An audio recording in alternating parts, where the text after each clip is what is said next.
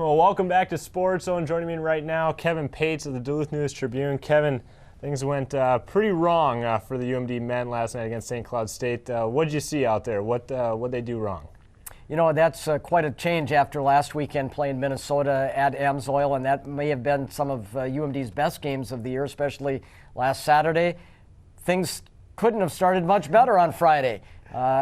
There was a penalty, I think, just a few seconds into the game. UMD went on the power play. They scored a goal, tic-tac-toe, and it was 1-0. And a kind of a long-distance fluke goal that got St. Cloud started, and for some reason that seemed to unnerve UMD a little bit.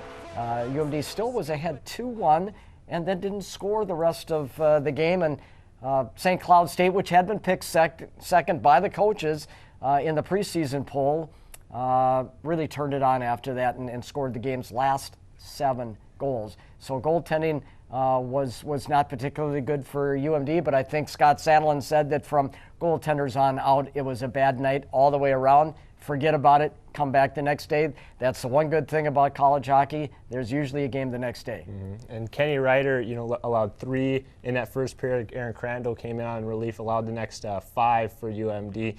Both those guys have been strong up until this point this season. Which one do you go with tonight needing a bounce-back win?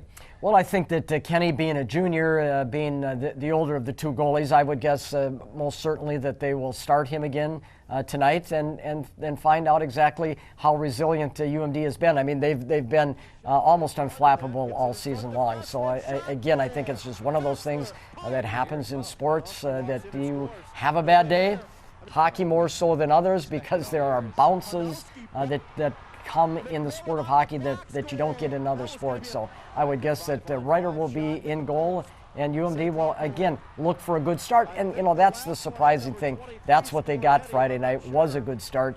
But again, things seem to unravel after that. It's often said in sports that it's better to lose in a regular season game like that than in the postseason. UMD could potentially face St. Cloud in WCHA playoffs. So is that a better now than later scenario for UMD? Well, again, it's the first time that St. Cloud and UMD have met this year. So it's actually been a while, certainly more than a year than the 2 teams have seen each other. St. Cloud State has been noted for their offensive power.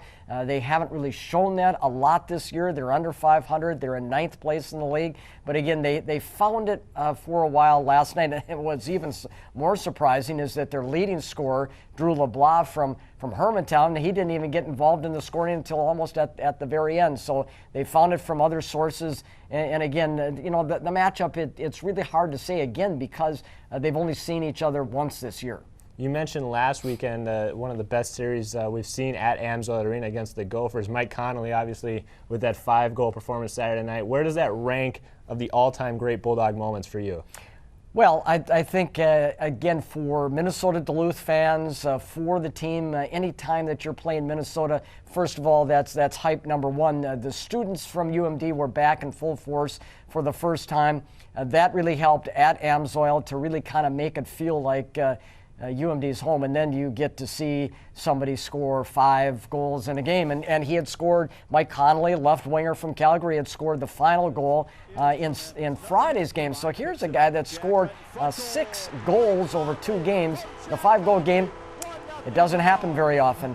Steve Traxel, a Duluth-born actually centerman who played defense for Duluth Cathedral, he was at the game, and he was the last one to do it in 1972, and he said, heck, that could happen almost any game. Well, Steve Pokey Traxel had to wait almost 40 years to see it happen again. So whether it ain't going to probably be in my lifetime, Zach, that we're going to see that. So that was a big treat for the fans and even for media folks. I mean, just for the sheer rareness of it, it was pretty spectacular. Perfect. Thanks a lot, Kevin. When we come back, we're on location with UWS's new all-time leading scorer, Jake Smith. Stay with us.